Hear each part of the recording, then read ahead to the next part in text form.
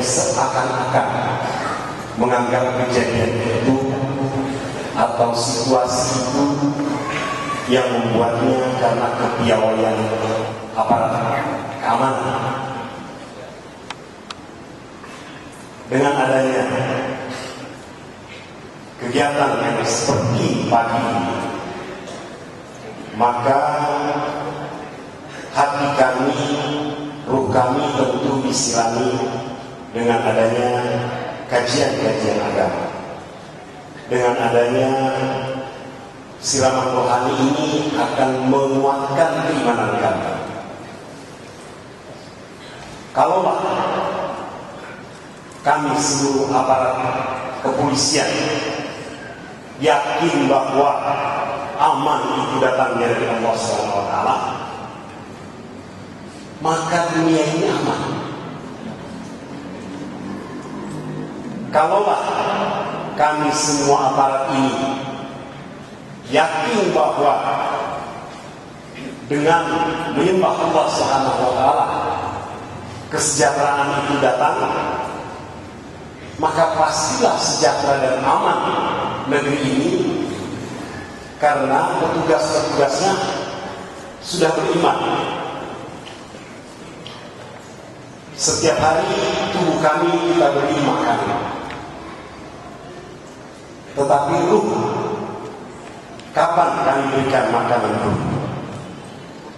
Dengan kegiatan demikian ini, maka kami atas nama pimpinan Polda Metro Jaya mengucapkan terima kasih kepada tuan-tuan, ibu-ibu sekalian telah memanfaatkan fasilitas masjid Polda Metro Jaya ini untuk mengkaji hal kebaikan. Semoga hubungan yang baik ini dapat terjalin di masa-masa yang akan datang. Kemudian kami rohani yang disirami terus, tentu dengan harapan keimanan kami juga bisa meningkat seperti keimanan tuan-tuan dan ibu-ibu sekalian. Sekali lagi, harapan Bapak Pimpinan Polda Metro Jaya mengharapkan kegiatan-kegiatan yang demikian ini tetap dapat kita tingkatkan di masa-masa yang akan datang, sehingga kita bisa mengetahui yang mana yang hak, yang mana yang batil. Seperti kejadian di Cirebon, tentu kita semua ketahui bahwa tidak ada ajaran agama yang ingin menista umat lainnya. Jangankan sesama Muslim, dengan yang kafir pun tidak boleh dianiaya. Saya ketahui dari bapak-bapak ini juga bahwa suatu waktu Rasulullah SAW melihat mayat orang Yahudi, dan Rasulullah SAW menangis. Sahabat bertanya, "Wahai Rasul, kenapa engkau menangis? Dia kan Yahudi." Kata Rasulullah SAW, "Dia juga bermata." Bapak-bapak ibu yang dimuliakan Allah SWT, inilah Islam yang rahmatan lil alamin, rahmat bagi seluruh alam. Dia saling menyayangi, dia saling mendukung menuju kepada kebaikan, dia saling berlomba-lomba menuju kepada kebaikan, dia saling mengingatkan apabila ada yang salah, dia saling mendoakan apabila berjauhan, dan dia saling mengingatkan apabila saling berdekatan. Yang diingatkan tentang pentingnya bagaimana kita meningkatkan keimanan dan beramal sesuai apa yang diajarkan oleh baginda Rasulullah SAW. Sekali lagi, kami hanya ingin menyampaikan terima kasih pimpinan Polda Metro Jaya. Semoga kerjasama yang dijalankan ini dapat kita tindak lanjuti di masa-masa yang akan datang. Mohon maaf apabila ada yang tidak pada tempatnya, termasuk fasilitas yang ada di sini. Billahi taufiq wal hidayah. Assalamualaikum warahmatullahi wabarakatuh.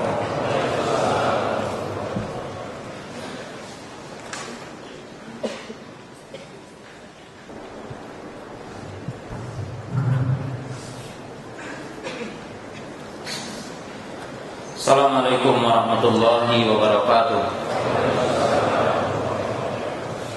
Alhamdulillah hamdan katsiran thayyiban mubarakan fi kama yuhibbu rabbuna wa yarda.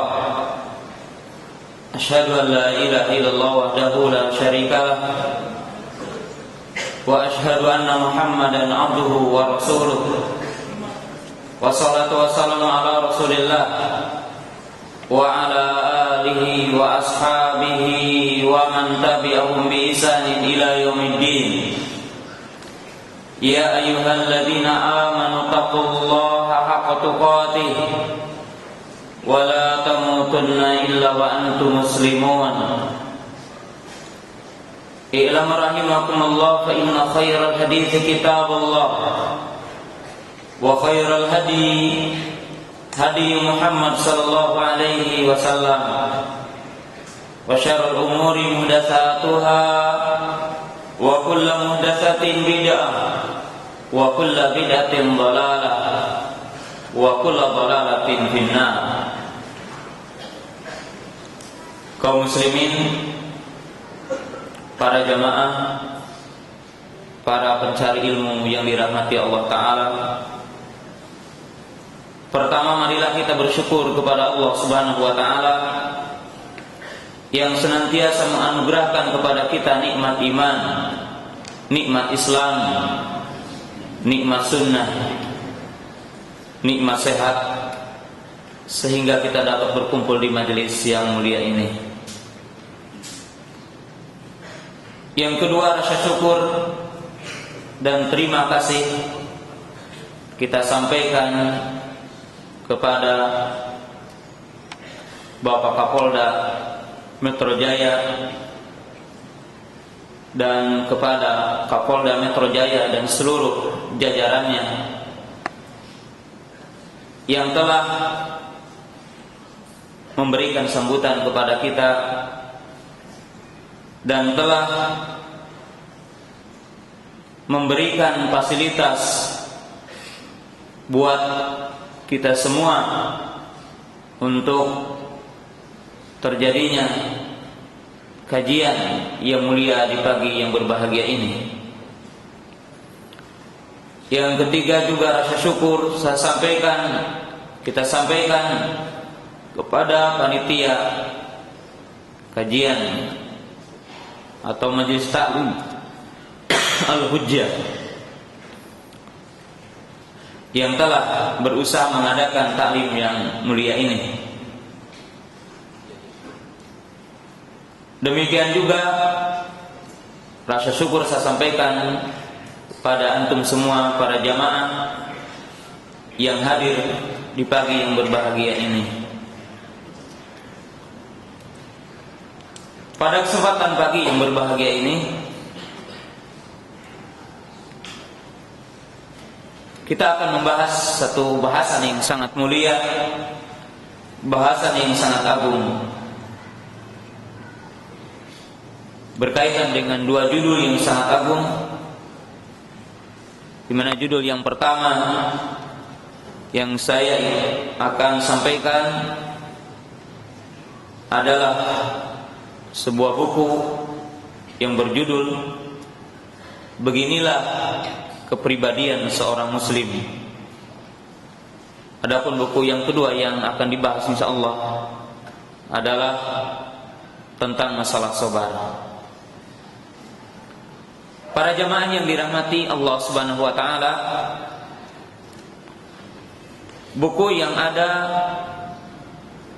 di depan para jamaah ini adalah merupakan buah karya seorang ulama besar hari ini yang merupakan murid seorang ulama besar abad ini,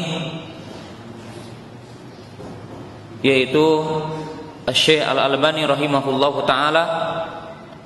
Adapun buku ini adalah dikarang seorang muridnya, yaitu Syekh Ali bin Hasan bin Abdul Hamid Al-Halabi hafizahullahu taala. Buku yang kita akan bahas bagian-bagiannya adalah memuat sekitar 40 hadis yang menjelaskan di dalamnya tentang sifat karakter seorang muslim. Para jamaah yang dirahmati Allah Subhanahu wa taala, sebelum saya mengisyaratkan kepada kitab yang ada dalam atau di depan kita, saya ingin menjelaskan tentang manzilatul akhlak fi dinil Islam, kedudukan akhlak di dalam agama Islam. Karena hadis-hadis yang dibawakan oleh Syekh hafizahullah taala adalah berkisar menjelaskan tentang kepribadian karakter seorang muslim yang berkaitan dengan akhlak. Para jamaah yang dirahmati Allah Subhanahu wa taala,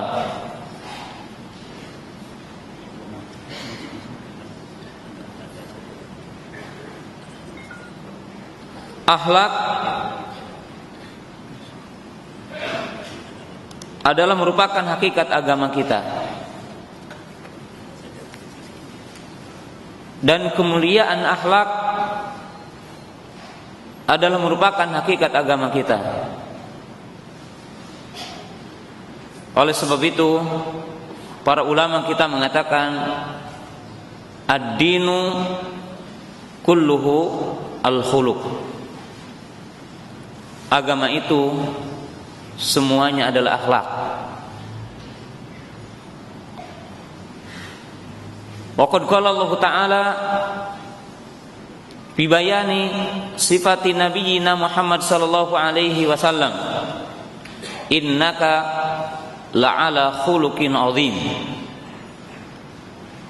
Allah Ta'ala berfirman ketika mensifati Nabi kita Muhammad sallallahu alaihi wasallam, innaka la'ala khuluqin azim, sesungguhnya engkau berada di atas akhlak yang mulia, di atas akhlak yang agung. Waqad qalat Aisyah radhiyallahu taala anha, lama su'ila an khuluqin nabi sallallahu alaihi wasallam, faqalat kana khuluquhul Qur'an.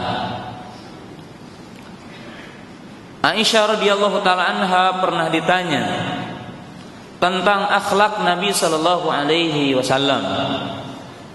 Maka Aisyah radhiyallahu taala anha berkata,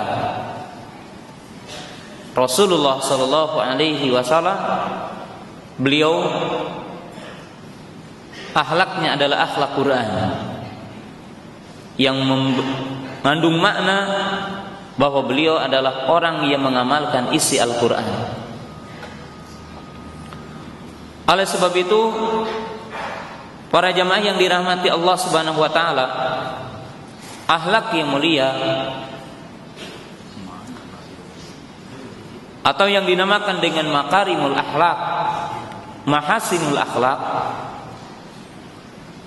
itu adalah inti dari agama ini dan hakikat dari agama ini. Namun perlu kita bahas sedikit tentang apa yang dimaksud akhlak dan apa yang dimaksud dengan hakikat akhlak. Akhlak sesungguhnya memiliki dua makna. Makna yang pertama adalah makna yang umum, sedangkan makna yang kedua adalah makna yang khusus. Jadi akhlak ini memiliki dua hakikat, dua makna. Makna yang pertama adalah makna yang umum. Maka yang dimaksud dengan akhlak adalah jami'ut ta'ah, al-zahirah wal batinah. Maka yang dimaksud dengan akhlak adalah seluruh bentuk ketaatan, baik ketaatan yang zahir ataupun ketaatan yang batin. Maka akhlak dalam makna yang pertama memiliki makna yang luas, memiliki makna yang mencakup kepada hakikat Islam. Wa ikhlasul ubudiyyati lillah husnul khuluq, wa ikhlasut ta'ah li sunnati Nabi sallallahu alaihi wasallam husnul khuluq, wa taqwa wal iman, wa ada'ul wajibat minas salati was saumi wal haji wal jihad fisabilillah kulluhul khuluq. Maka akhlak dalam makna yang umum adalah mencakup kepada hakikat Islam. Mengikhlaskan ibadah kepada Allah adalah akhlak yang mulia. Mengikhlaskan ketaatan, memurnikan ketaatan hanya kepada sunnah Nabi sallallahu alaihi wasallam adalah akhlak yang mulia. Iman, takwa, menunaikan kewajiban-kewajiban, menunaikan salat, menunaikan saum, menunaikan haji, berjihad di jalan Allah, semuanya itu adalah akhlak. Wa tarkul muharramat, dan termasuk meninggalkan apa-apa yang diharamkan, maka itu adalah semuanya adalah akhlak. Lihatlah kepada firman Allah Ta'ala di dalam surat yang kedua ayat 177. Allah Ta'ala berfirman, laisal birra an tuwallu wujuhakum qibalal masyriqi wal maghrib walakinal birra man amana billahi wal yawmil akhir wal malaikati wal kitabi wan nabiyyin wa atal mala ala hubbihi dzawil qurba wal yatama wal masakin wa ibnis sabil was-sa'ilina wa fir riqab wa aqamas salata wa ataz zakata wal mufuna bi ahdihim idza ahadu was-sabirina fil ba'sa'i wad-dharra'i wa hinal ba's ulaika alladziina shadaqu wa ulaika humul muttaqun. Lihatlah dalam ayat ini Allah Subhanahu wa taala menjelaskan yang dimaksud al-birru, kebaikan. Dan Rasulullah SAW menjelaskan dalam hadis al-birru husnul khuluq. Al-birru husnul khuluq. Rasulullah SAW mengatakan al-birru, kebaikan adalah baik akhlak. Maka dalam surat Al-Baqarah ayat 177 ini Allah Ta'ala menjelaskan tentang cakupan akhlak. Maka mencakup di dalamnya adalah al-iman bi arkanil imani sittah, beriman kepada rukun iman yang 6. Al-iman bi arkanil islamil khamsah, mencakup beriman kepada rukun iman yang 5, rukun Islam yang 5. dan menunaikannya. Kemudian mencakup penjelasan tentang sifat-sifat yang baik, sabar, menunaikan janji, kemudian bersedekah. Bahkan disebutkan hakikat takwa. Yang takwa juga memiliki sifat-sifat yang disebutkan tadi. Para jamaah yang dirahmati Allah Ta'ala, maka akhlak dalam makna yang umum adalah ad-dinu kulluh, agama itu semua. Bahkan termasuk asas akhlak yang baik adalah mengikhlaskan ibadah kepada Allah dan mengikhlaskan taat kepada Nabi sallallahu alaihi wasallam. Bahkan ini adalah merupakan rukunnya akhlak. Karena tidaklah benar dan tidaklah sempurna akhlak seseorang sehingga ia mengikhlaskan ibadah kepada Allah Ta'ala. Adapun makna yang kedua dari hakikat akhlak adalah bimakna al-khas, yaitu dalam makna yang khusus. Dalam makna yang khusus yang para ulama membikin kitab-kitab khusus, menyusun risalah-risalah khusus berkaitan dengan penjelasan akhlak. Maka yang dimaksud di dalamnya adalah lebih khusus, yaitu husnul muamalati al-makhluk. Yani husnul muamalatil makhluk. Maka yang dimaksud dengan akhlak adalah baiknya muamalah dengan makhluk. Jadi baik muamalah dengan makhluk. Yang mencakup di sini adalah husnul muamalah ma'al malaikah, ma'al anbiya, ma'as solihin, ma'an nas, ma'al makhlukin, ghairul insan, minal hayawan, wa ila ghairi dzalik.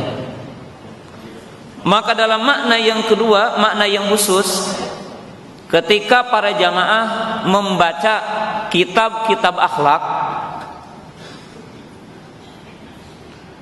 para ulama menyusun hal-hal yang berkaitan dengan akhlak biasanya adalah pembahasannya khusus.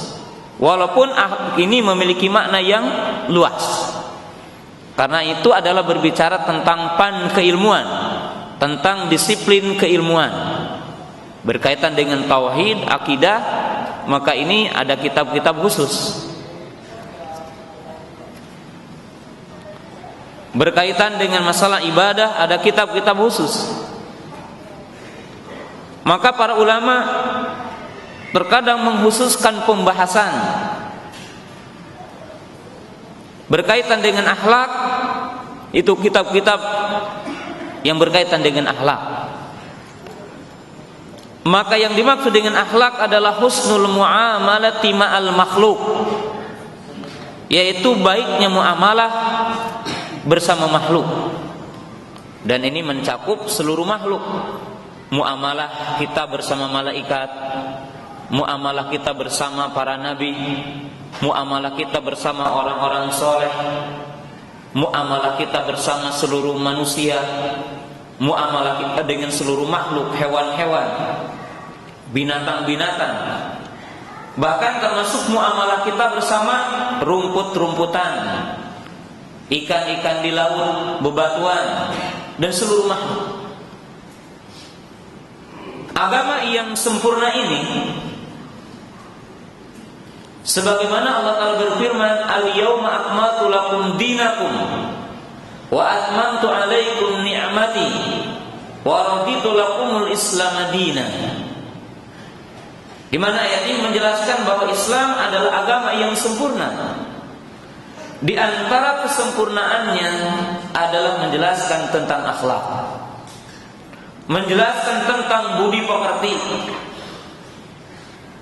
menjelaskan di dalamnya adalah tentang adab. Kaum muslimin para jamaah yang dirahmati Allah Ta'ala. Kemudian para ulama menjelaskan dari sisi yang lain bahwa akhlak yang mulia, yang mungkin nanti satuannya kita akan isyaratkan dalam hadis ini, maka kemuliaan akhlak itu dapat dibagi menjadi dua seperti tadi, yaitu husnul muamalati ma'al khaliq wa husnul muamalati ma'al makhluk. Budi pekerti ataupun akhlak yang mulia pada intinya adalah mencakup dua. Yang pertama husnul muamalati ma'al khaliq. Ini husnul khuluq ma'al khaliq. Baiknya akhlak bersama Sang Pencipta. Yang kedua adalah husnul muamalati ma'al makhluk. Baiknya muamalah bersama makhluk. Atau husnul khuluq ma'al makhluk. Baik muamalah bersama makhluk. Yang kebanyakan para ulama meringkas supaya satuannya nanti kita akan paham dalam buku ini. Kita jelaskan dulu globalnya,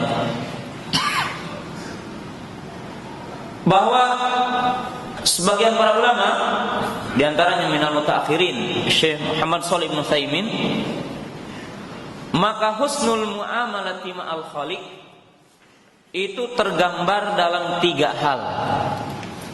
Jadi tercakup dalam tiga hal. Bisa dikumpulkan dalam tiga hal. Yang pertama,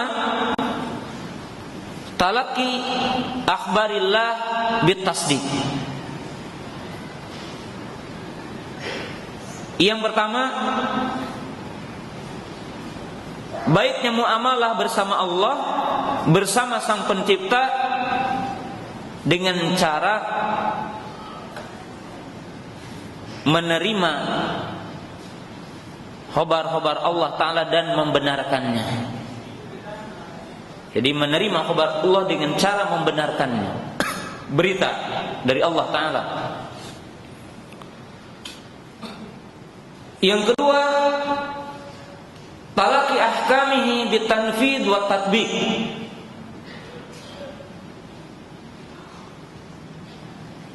Yaitu menerima hukum-hukum Allah dengan cara kita menjalankannya, mengamalkannya, ridha dan menerimanya.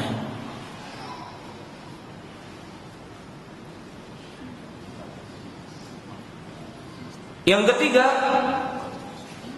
talaqi akbarihi bisabri wa ridha. Yang ketiga, bahwa seseorang dikatakan baik akhlaknya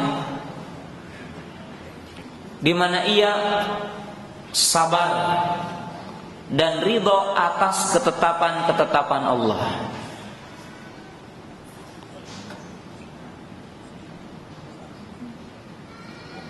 Maka ini inti husnul muamalah al-khaliq. Pokok baiknya akhlak seseorang bersama Allah. Yang pertama, membenarkan apa-apa yang dihabarkan Allah, apa-apa yang diberitakan Allah tentang perkara-perkara yang gaib. Kita tidak menolaknya dengan akal. Saya berikan contoh. Allah Ta'ala dan Nabi SAW memberitakan adanya azab kubur. Kalau orang mengatakan tidak mungkin ada azab kubur, tidak masuk akal azab kubur, berarti dia telah su'ul khuluq ma Allah. Berarti dia telah buruk akhlak bersama Allah, karena ia tidak menerima berita dari Allah Ta'ala. Allah Ta'ala memberitakan dan Nabi SAW memberitakan tentang adanya jembatan nanti yaumul qiyamah di atas neraka. Oh, tidak masuk akal. Berarti dia telah su'ul khuluq ma Allah. Maka orang yang baik akhlak kepada Allah adalah istislam wal inqiyad, yaitu tunduk dan menerima kepada seluruh apa yang Allah Ta'ala beritakan kepada kita, yang berkaitan dengan nama-nama Allah, berkaitan dengan sifat-sifat Allah, dengan perkara-perkara yang gaib yang telah lalu dari berita para kenabian, dan apa-apa yang akan datang dari ciri-ciri hari kiamat, dari masalah adab kubur, apa-apa yang terjadi di arsatil kiamat, yang terjadi dengan surga dan neraka, kita beriman. Sedangkan poin yang kedua adalah menerima hukum Allah, menjalankan hukum Allah dalam kehidupan kita. Sebab Allah Ta'ala telah berfirman, "Fala wa rabbika la yu'minuna hatta yuhaqqimuka fima shajara bainahum wa la yajidu fi anfusihim harajan mimma qadaita wa yusallimu taslima." Demi Rabbmu, mereka tidak dianggap beriman sehingga mereka bertahkim kepadamu. Artinya bertahkim kepada Nabi SAW. Bertahkim kepada Nabi SAW adalah termasuk bertahkim kepada Al-Quran dan bertahkim kepada hadis-hadis yang datang dari Nabi SAW. Maka orang yang berakhlak mulia adalah menerima ketetapan Allah. Sebagaimana Allah Ta'ala menjelaskan dalam surat yang ke-33, itu surat Al-Ahzab ya, ayat 36, di mana Allah Subhanahu wa Ta'ala menjelaskan kepada kita tentang bagaimana sikap seorang mukmin yang hakiki, yang betul-betul keimanannya diakui oleh Allah Subhanahu wa Ta'ala.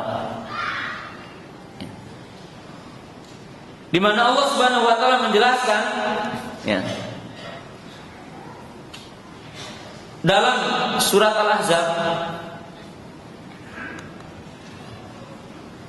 tidak sepantasnya bagi mukmin laki-laki ataupun mukmin perempuan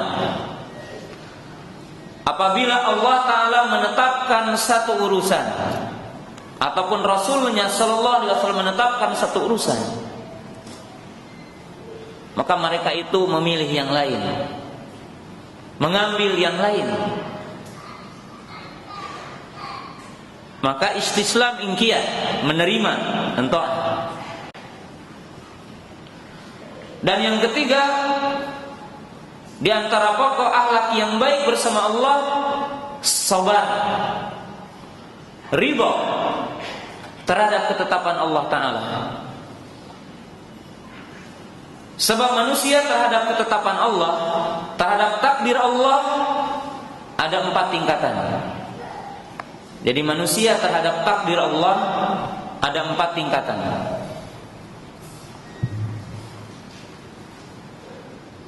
Tingkatan yang paling rendah dan buruk, dan ini tidak berakhlak kepada Allah, at-tasahhud wal ghadab wa adamus sabri wa adamur ridha bi aqdarillah.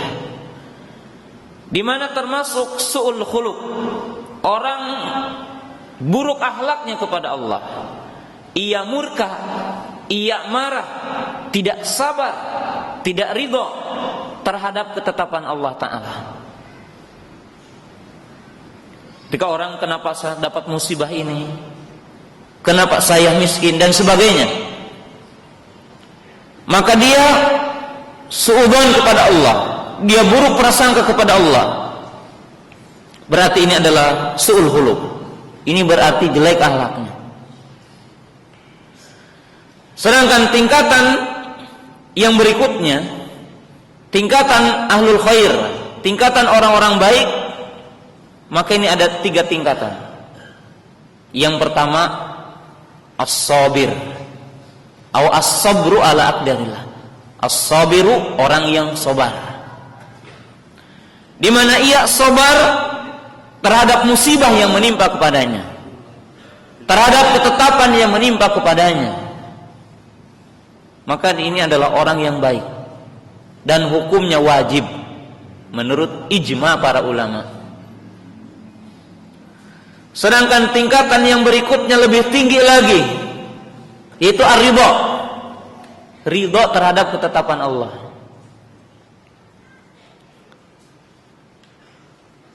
Sedangkan poin yang paling tingginya adalah asyukru bi aqdarillah, syukur kepada ketetapan Allah, musibah yang menimpa kepadanya. Bagaimana orang bersyukur kepada ketetapan Allah? Dan ini merupakan akhlak yang paling tinggi. Orang ditimpa musibah, sakit, orang tuanya meninggal, istrinya meninggal, anaknya meninggal, maka dia harus paham bahwa setiap musibah yang menimpa kepada dirinya sebagai sebab dihapus dosa dan akan diangkat derajatnya apabila dia bersabar. Maka dia bersyukur kepada Allah Ta'ala terhadap hikmah dari musibah yang menimpa kepadanya, cobaan yang menimpa kepadanya. Para jamaah yang dirahmati Allah Subhanahu wa Ta'ala, maka ini pokok baik akhlak bersama Allah Ta'ala. Sedangkan baik muamalah bersama makhluk, maka ini pun kata Imam Al-Hasanul Basri, itu tergambar dalam 3 hal yang utama.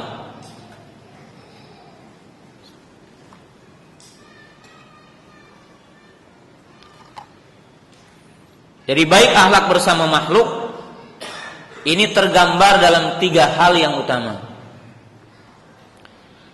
Yang pertama, talaqatul wajhi atau basyashatul wajhi inda liqa. Dikatakan seseorang itu baik muamalah bersama sesama makhluk, yang pertama adalah berwajah ceria ketika ia ketemu. Tidak berwajah masam, tidak berwajah bengis, tetapi berwajah ceria. Kata orang Jawa Barat, marahmai, berseri, menjadikan orang tenang dengan melihat wajahnya, menjadikan orang tumaninah dengan melihat wajahnya. Seorang sunni, ahlu sunnah, basasatul wajhi. Jadi bukan menakutkan, basasatul wajhi. Sehingga Nabi SAW menetapkan basasatul wajhi indal liqa shadaqah. Sehingga Nabi SAW mengatakan dalam hadis yang sahih bahwa bertemu dengan saudaranya dengan wajah yang ceria itu shadaqah. Bahkan kita tidak boleh menyepelekan shadaqah ini, karena akan membuat tenang. Termasuk suami kepada istri, istri kepada suami. Coba antum baru pulang dari kerja, wajah udah hitam, kelam, marah. Wah, bikin orang yang di rumah itu tidak tenang. Udah seharian menunggu, datang, menakutkan. Tidak tumanina. Jadi kalau kita bahas dari sisi ini saja, tidak mungkin umat Islam melakukan teror. Tidak mungkin umat Islam melakukan anarkis, pengrusakan, kedoliman, pemboman yang tidak beralasan. Tidak mungkin.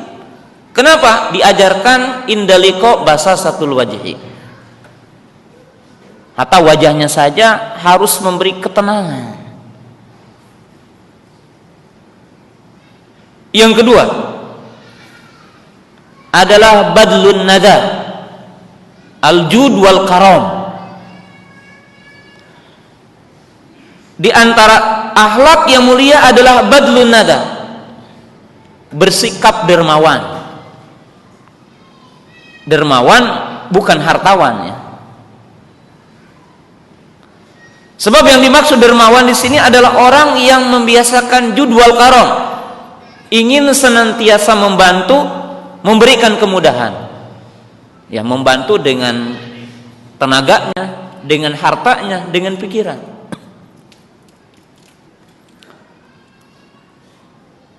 Bahkan Nabi SAW mengatakan, wa fi kulli sulami min sulami bani Adam shadaqah.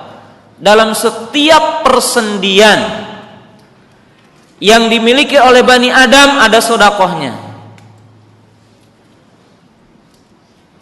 Dalam sebagian penelitian mengatakan bahwa persendian kita itu ada 66 sendi.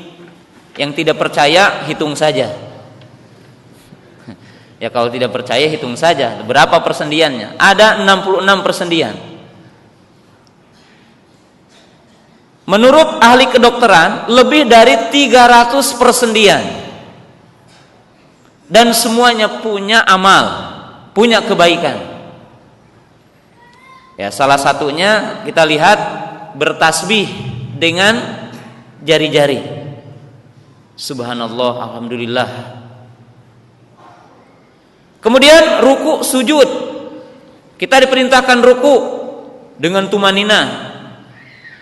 Diperintahkan menyimpan tangan pada lutut, meluruskan punggung, meluruskan kepala. Bahkan kita tahu dalam hadis Abdullah bin Abbas, umirtu an asjuda ala sab'ati a'dhumin. Kita diperintahkan untuk bersujud dengan 7 anggota badan. Jidat dengan hidung, 2 telapak tangan, 2 lutut, ujung jari-jari kaki. Dan ada keutamaan bahwa anggota sujud tidak akan disentuh dengan api neraka. Jadi orang yang suka sholat, kalau ditakdirkan dia ada keburukan yang lain, lalu dia masuk neraka, maka tempat sujudnya tidak akan disentuh api neraka. Saya berikan contoh. Ada orang-orang miskin berkata, "Dhahaba ahlu dzuhur bil ajr." Kata mereka, "Wahai Rasulullah, orang-orang kaya telah pergi dengan kebaikan-kebaikan. Mereka bisa bersedekah, mereka bisa beramal, sementara kami miskin." Lalu para sahabat iri ya dengan kebaikan. Kalau kita irinya hanya dengan harta saja, iri kita hanya dengan kedudukan, mereka iri dengan kebaikan. Maka kata Nabi SAW, sesungguhnya